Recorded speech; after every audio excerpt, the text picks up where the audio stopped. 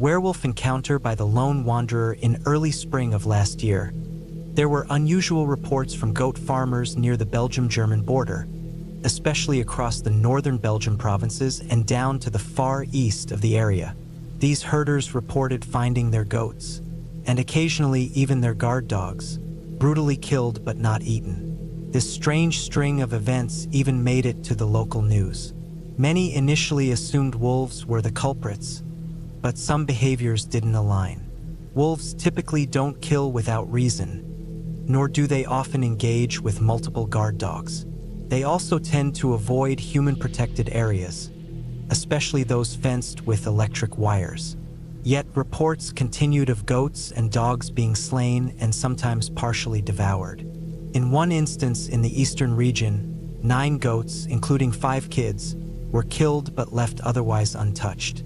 The only sign left by the assailant was a series of deep bite marks on their throats and a single paw print around 7 inches long. After this event, there was a lull in activity until new reports in the north emerged, with authorities claiming wolves were confirmed as the attackers due to DNA analysis on the bite marks. Now, nearly a year later, a small group of wolves is known to roam the largest national reserve, Arden Forest, and recent goat attacks have ceased, at least according to news sources.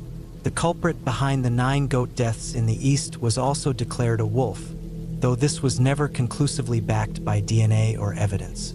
Officials suggested that young wolves, searching for their own territories, might have been testing boundaries. Yet it seemed contradictory since wolves usually avoid entering human-guarded spaces. The entire matter felt suspect. I've always loved walking in the woods at dusk, a habit I've kept up at least 4 times this year, despite forest regulations against visiting after sundown. I usually head out close to sunset, wearing dark clothes to blend in and avoid unwanted encounters. Nighttime hikes have an allure for me, stirring a sense of adventure. Ever since I first wandered off the path one evening in 2018, I felt a pull towards the woods. Be it day or night, my spirits lift every time I go. I've even found myself occasionally feeling a primal urge to hunt when spotting a deer or a hare. Though lacking both a license and tools, the thought always remains just that, a thought. Several weeks ago, as autumn began, I decided to take another night walk. Due to the damp, cloudy weather, I brought a flashlight. After chaining my bike to a post, I entered the dim forest paths. I passed a few last hikers heading back to their cars as I ventured deeper into the woods. It was fully dark by the time I reached the heart of the forest, and I found a familiar bench where I settled to enjoy the solitude. I almost forgot about an encounter I'd had here nearly 2 years before. Suddenly, I heard the distant bleating of goats from about 200 yards away. The sound struck me as odd. The goats sounded panicked, as though something was chasing them. The wind carried the scent of the animals my way, something I'd never noticed before. Shepherds often let their flocks graze here to keep the vegetation in check. Usually, a temporary electric fence surrounds the flock, keeping them from straying too far. The goats were grazing on a nearby field that night, and I approached to investigate. It took me a while to see them, as they were partly hidden by bushes. But when I arrived, I was startled. The goats were scattering, clearly frightened, and 2 lay dead in pools of blood. Their throats were torn by something with jaws larger than any dog or wolf I'd ever seen. Oddly, the electric fence remained intact, undisturbed. However, large paw prints, dog-like but far too big, marked the area around the pen, as if whatever had attacked had circled, assessing its targets. While the sight was alarming, I wasn't afraid. Instead, I felt a strange frustration, as though something had intruded on what I considered my woods. Foolishly emboldened, I decided to follow the tracks, curious to see what had prowled the forest. Rationally, I knew I might be putting myself in danger, yet I continued. Soon the trees thickened, and I could barely see, so I switched on my flashlight. The goats' distant bleats were still audible behind me. Then, I caught a new scent, a mix of wet fur and fresh blood, and heard something moving calmly toward me. I aimed my flashlight in its direction, and the first thing I saw were eyes, golden yellow, about 4 feet off the ground. This animal was larger than any wolf I'd ever heard of. My heart pounded as it drew closer, revealing a wolf-like face, yet slightly larger and more solidly built. Its fur was dark on top, lighter underneath, and a short, dark mane ran along its neck. The creature appeared cautious rather than aggressive, though blood on its snout suggested it was likely the killer. My fear surged as I realized any sudden movement might provoke it. Still, it didn't attack. Instead, it crept forward, now only 5 yards away. Then, to my shock, it rose onto 2 legs, towering at around 7 feet. I felt every hair on my neck rise, yet I tried to appear calm, remembering that making oneself appear larger can sometimes deter an animal. The beast sniffed the air, seeming both wary and curious about me. Hoping to assert some control, I mustered the courage to speak, my voice low but commanding. "This is my forest. Leave." Astonishingly, the creature took a step back, as if responding to my tone. It let out a low growl, almost a protest, then dropped back to all fours and turned, vanishing into the darkness. Before it disappeared entirely, it cast a final, hauntingly human-like glance at me, its eyes reflecting my flashlight beam. Once I could no longer hear or smell it, I exhaled sharply, my body finally releasing the tension. Only then did I start to shake as the full weight of what had happened hit me. I'd survived an encounter with something otherworldly, a creature that, in another time, might have been called a werewolf. Just then, a distant howl split the silence, chilling me to the bone. It sounded eerily like one I'd heard in a video game. I didn't hesitate. I hurried back to my bike, glancing over my shoulder at every rustle in the dark, and pedaled home as fast as I could. Sitting in the safety of my room later, I kept wondering, why didn't it attack me? What had it detected when it sniffed me? Strangely, no news ever covered the goat's deaths, as if the shepherd himself might have brushed it off. Since then, I haven't told anyone about the encounter. If similar attacks were to surface in the news, people would likely chalk it up to wolves. But I'm done with nighttime forest walks. Next time, I might not be so lucky.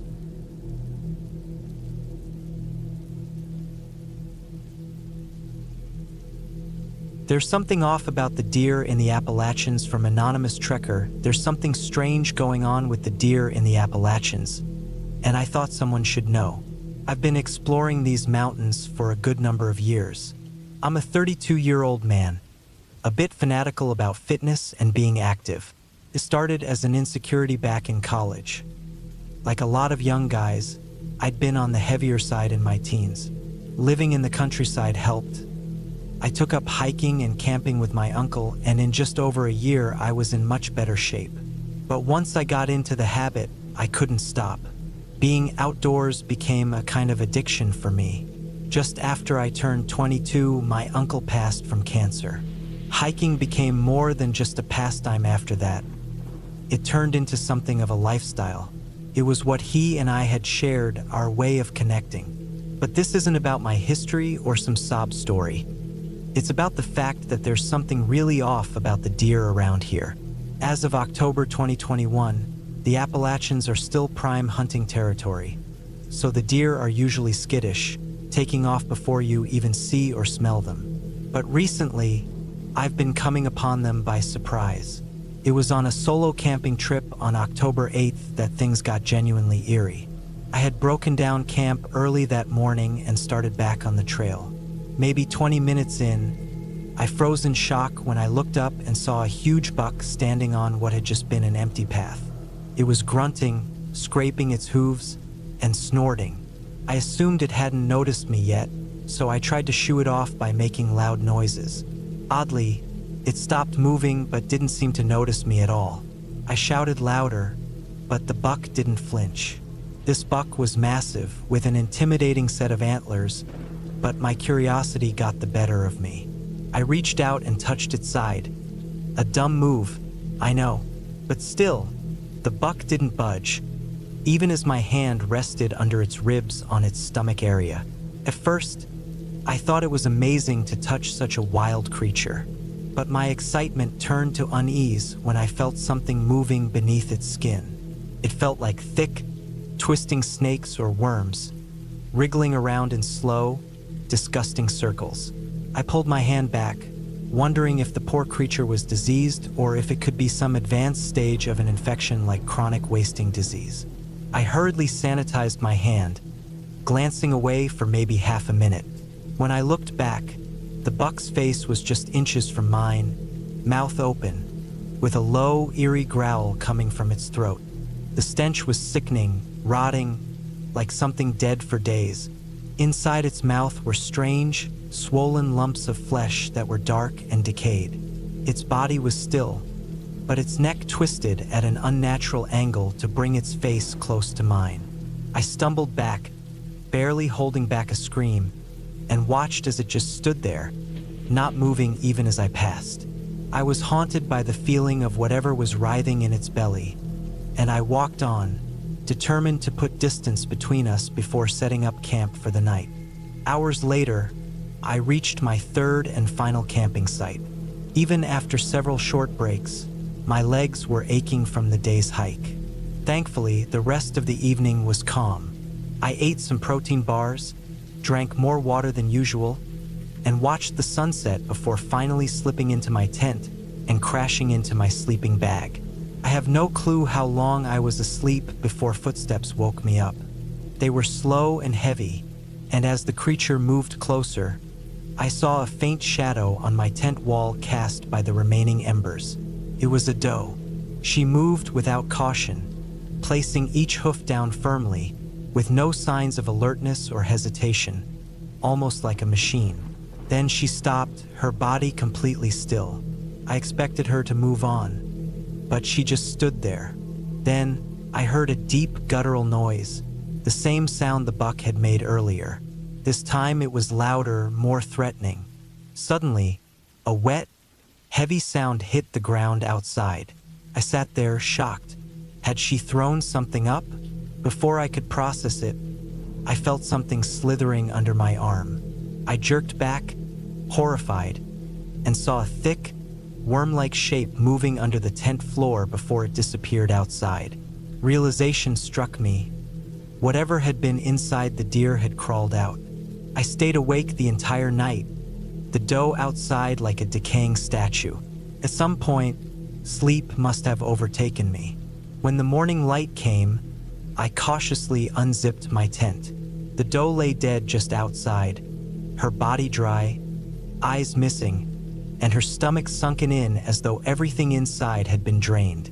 There was no blood or sign of decay on the ground. She looked like an empty, hollow shell. I packed up and left quickly, putting my tent in a bag to burn later. The rest of the hike was calm. My truck started up without issue, and I made it home safely. I shared the strange tale with my mom, struggling to laugh about it. Since then, I haven't hiked in the Appalachians. I've moved my trips to more distant trails, and while it's a longer drive, I'd rather play it safe. Whatever's going on with the deer here, it's something I don't want to encounter again.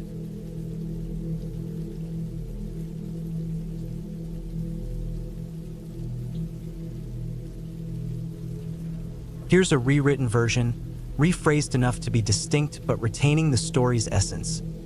Odd echoes on the Blue Ridge path. My father, let's call him G, and I had plans to meet my cousin R and my uncle to go camping and hiking for the weekend along a stretch of the Blue Ridge Trail, just outside of Asheville, North Carolina. The drive would take us nearly 8 hours, so G and I decided on a 7 a.m. departure to reach the trailhead with plenty of daylight left for a decent hike. Now, for context, my dad's great, but punctuality has never been his strong suit. He's full of funny excuses for being late, though he'll get a bit touchy if you don't laugh along. This time, he arrived at my place close to 10 a.m., honking his horn instead of coming to the door. I was beyond annoyed. Nothing gets to me like someone honking obnoxiously instead of knocking politely. I barely spoke to him on the drive. He knew I was fuming, but he just kept cracking jokes to lighten the mood, even though he hadn't even called to let me know he'd be late.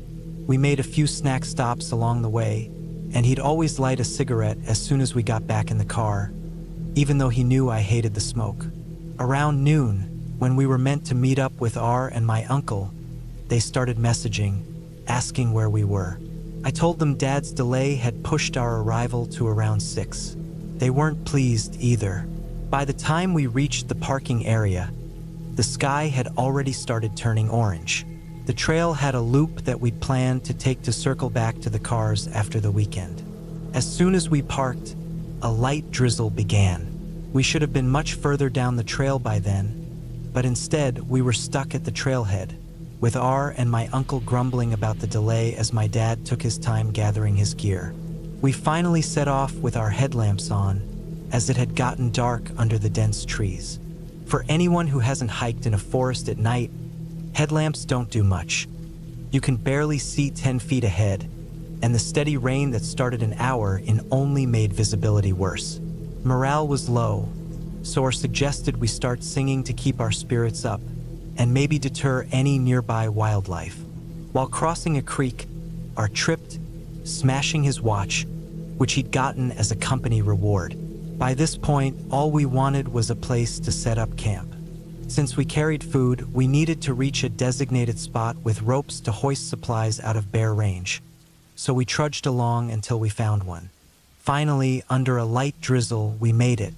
I had lost track of time by then, but I guessed it was around midnight.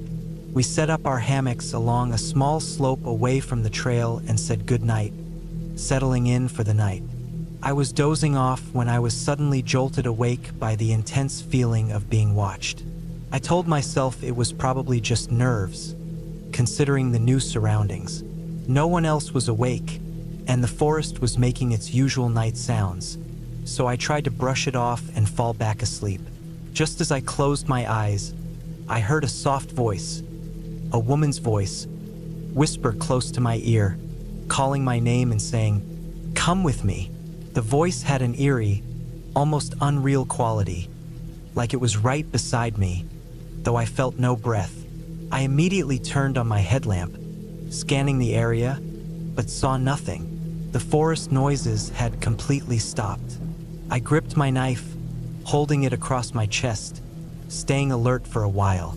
The whisper came again, calling me by name, each time just as close, each time with no sign of anyone around. I never heard footsteps, rustling leaves, or any disturbance, just that voice, repeating its invitation. Every time the voice came, my skin prickled, and I was wide awake, unable to sleep until eventually, the forest sounds returned. I knew odd things existed in the world, but this was unlike anything I'd encountered. My family is skeptical about the supernatural, but I confided in R the next day, asking if he'd heard anything unusual. He just looked at me, visibly shaken, but said nothing. We still had 2 more nights on the trail. Thankfully, we managed to start much earlier the following day and found a spot to set our hammocks in a tighter circle. That night, the strange voice didn't return, nor did it on the 3rd night. After a tough hike back to our cars, we were ready to leave the eerie experience behind. This was definitely one of the strangest and most unsettling nights I've ever spent outdoors.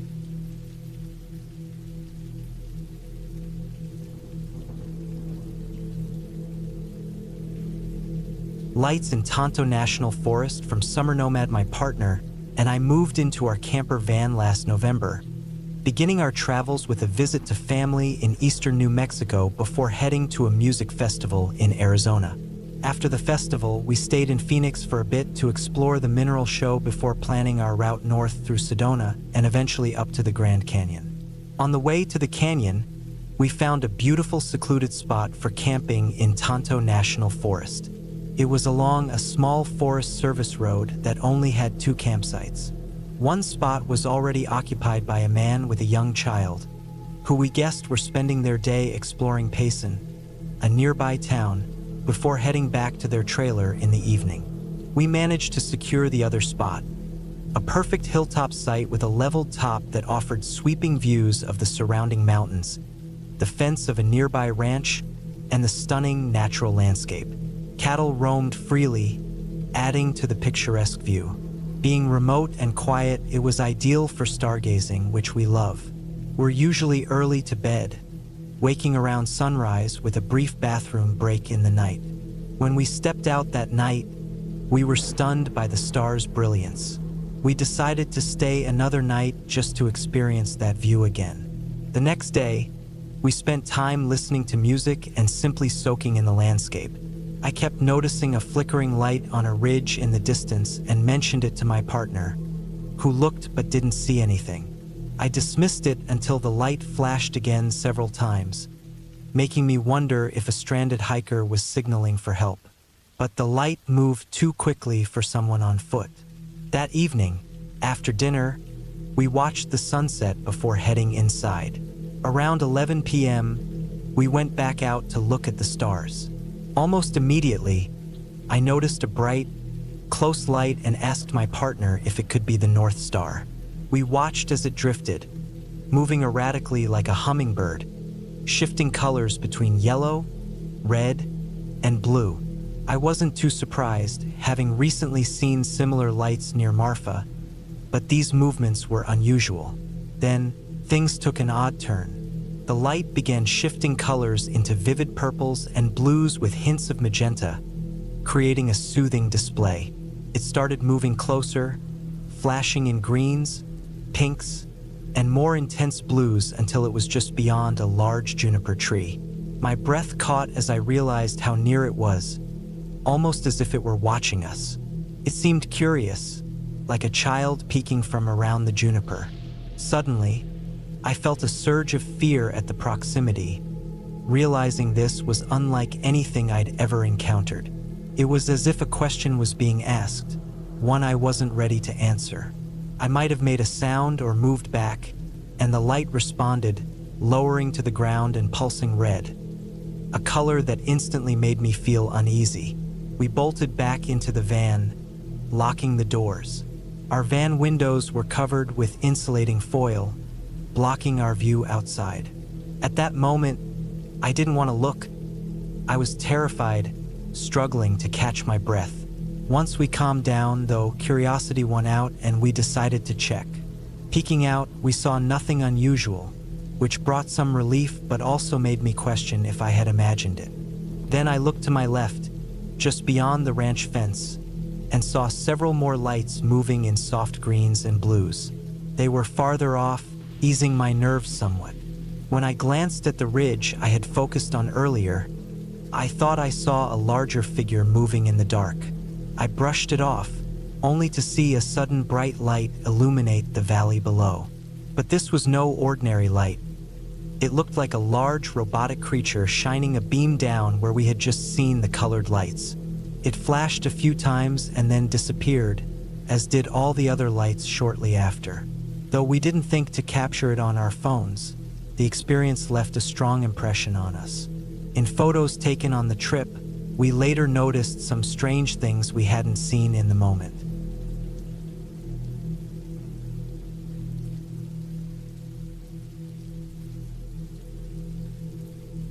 There's something strange in the woods of southeastern Australia, shared by Tracker 85.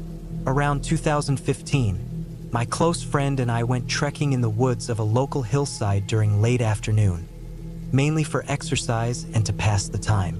Our climb up was uneventful. Just a few wallabies here and there, nothing unusual. The view at the peak was fantastic, a perfect spot to relax. As it got dark, we turned on our flashlights and headlamps and started our careful descent back to town. Initially, the walk back was also quiet, save for some odd sounds and restless critters here and there. About 3/4 of the way down, we paused to catch our breath, which was unusual since we didn't feel particularly tired going up, and we'd taken plenty of breaks at the top. But this time we felt strangely fatigued, even though our packs were lighter. Then we noticed something eerie, the absolute silence. Not a single sound from the usual nighttime creatures. No insects, no animals moving. It was like the forest had gone mute. Feeling uneasy, we decided to quicken our pace. When we reached the base of the trail, normal sounds resumed, like someone had flipped a switch. We continued walking, chatting about random things and stepping aside for the occasional passing car. After another kilometer or so, we noticed again that the ambient sounds had faded, and we started hearing strange noises instead. This time, as the exhaustion set in, my adrenaline kicked in because I realized the silence was repeating itself. Then we heard it.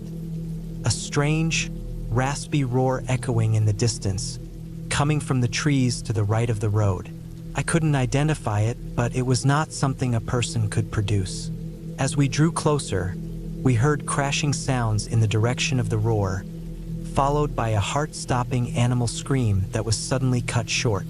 We had already turned off our lights and were creeping along the road, but curiosity got the better of us. We shined our torches toward the area where the noises had come from. What we saw next made my heart race, and if my friend hadn't been there, I'd have run back to town without looking back. Despite trying to keep a tough front, we ended up just clutching our knives and staring at this thing as it stared right back at us. To make things worse, this creature held a nearly full-grown wallaby in its jaws, or what was left of it. It looked as if it had been gutted while still alive and was barely twitching. Every instinct told me to sprint back to town, but thankfully, logic won out over fear. I knew that running would only make things worse. For what felt like an eternity, it just watched us, as if considering whether it should abandon its prey for us. Then, it crouched and made a muffled growl, backing up a little before leaping about 5 meters up the rock face behind it. It climbed even higher, emitting that chilling sound once more before disappearing out of sight. The creature was massive, with grayish-white fur, able to stand on 2 legs when it wanted. Its jaws were oddly shaped but powerful, and its claws were like hands. But the worst part was its eyes.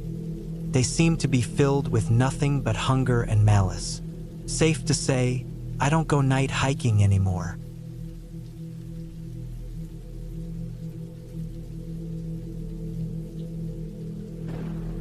Phantom Lights of Arizona. A few years back, I worked at summer lodges, exploring trails, camping, and discovering hidden areas whenever I could. I was based at a resort near Lake Mead, a vast desert region with countless secluded canyons and ancient remains scattered throughout.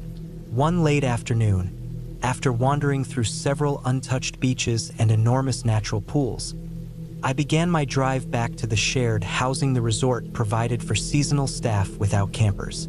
The landscape around Lake Mead is mostly open desert with sparse brush and occasional cattle pastures. You can often spot ranchers herding cattle on horseback. While driving back, I noticed flickering lights off to my right, far out in the brushland.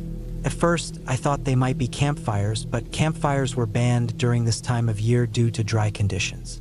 Intrigued, I pulled over to check it out. These isolated roads are pitch dark at night, without any streetlights for miles. I turned off the car, watching the lights from a distance. I'd always been captivated by Native American folklore about desert spirits, so I felt more curiosity than fear. But as I observed the lights, they began to drift. I felt an odd pull to investigate. Crossing to the other side of the road, I moved closer, noticing the eerie silence. No voices, laughter, or typical camp noises.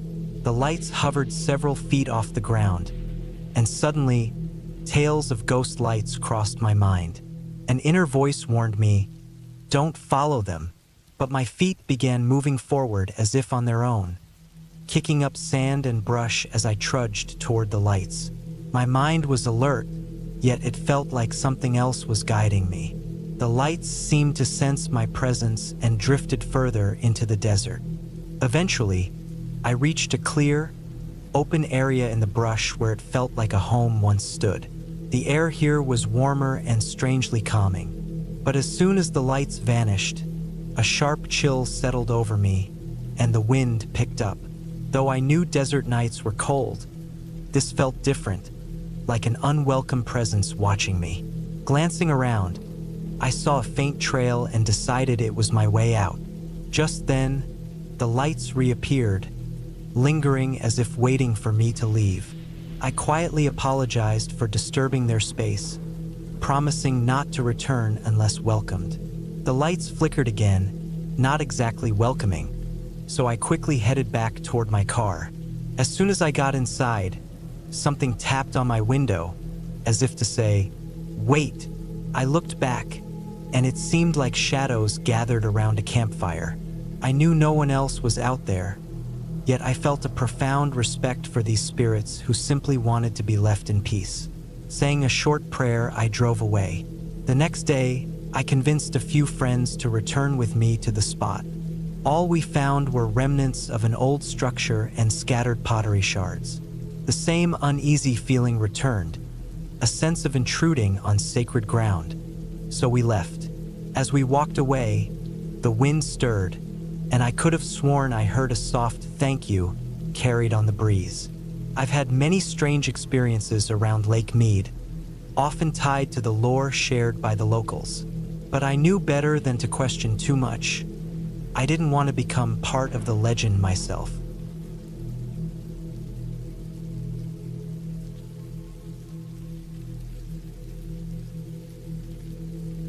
It kept following us. This happened to me during lockdown last year.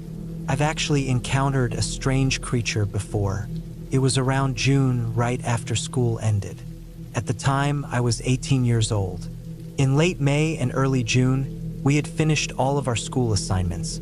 So if you didn't have any work left, you didn't need to attend. My friends and I loved fishing, which was pretty much all we were allowed to do. Every morning around 6 a.m., a group of 6 of us would get together to fish. Since we all lived close by, one of us would pick up the others, and we'd head to this big pond where we'd fish for trout and bass. It was convenient since a bait shop was just a couple of minutes away. On the last day of school, we decided to try a new spot.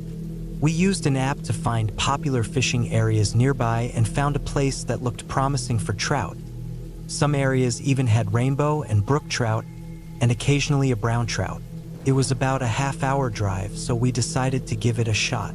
My friend Jake drove us, and after arriving, we had to hike a 4-mile trail to reach the various fishing spots. We got there around 6:30 a.m., unpacked, and started the hike.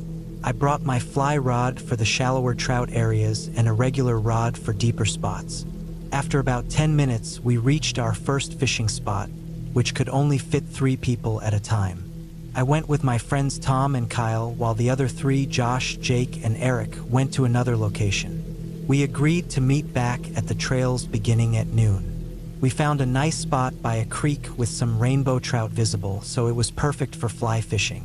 My friend moved a few feet away to try a hole with a big trout and some sunnies.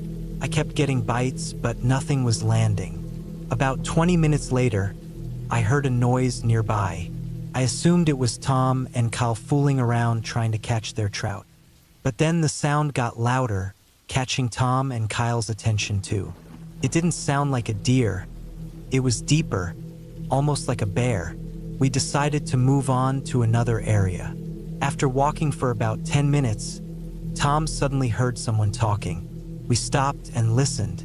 It sounded like someone or something was speaking softly, but then it became louder. Soon, I heard what sounded like my friend Jake's voice saying, "Hey, come here." Josh got hurt, but it sounded off too raspy and unnatural. To be sure, we called Jake's phone to check where they were. He answered and told us they were at a spot about 20 minutes away, catching smallmouth bass. I hung up and looked back toward where we'd heard the voice.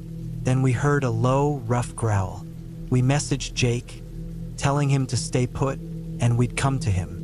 About 5 minutes later, we heard the voice again, but this time, it sounded like Eric's, saying, "Hey, Josh twisted his ankle. He needs help. We knew it wasn't him, so we kept walking. When we finally met up with them, we told them everything that had happened. Without wasting time, we left the mountain and drove home. Later, we talked about what it could have been, but none of us could come up with a clear answer. If anyone has any thoughts, I'd love to hear them.